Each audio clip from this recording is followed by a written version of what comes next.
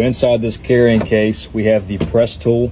It comes with 1/2 inch jaws, 3/4 jaws, and 1 inch jaws. You also get a little wrench in some of these guys. I don't know if you know how expensive ProPress tools are, but $140 is crazy. I'm pretty sure the one that I use at work is in the ballpark of $4,500.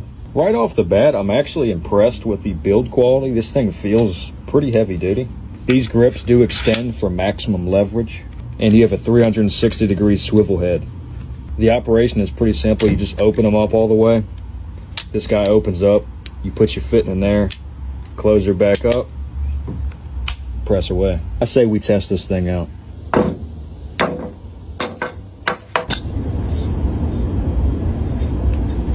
All right, here's what we got. We got 4 joints to press and a test rig so we can test it.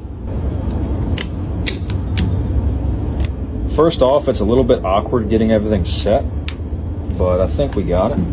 Yeah, so this is the angle it'll be when you actually have to press it. Oh man, that took a little bit of force. First joint down, not too bad of a press.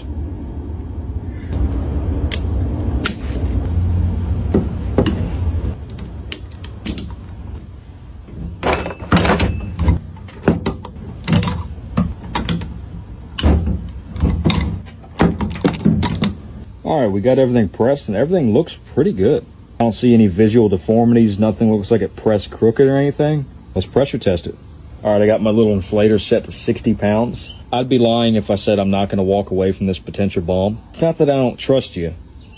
I just haven't seen you work yet. So I'm going to turn it on and walk away.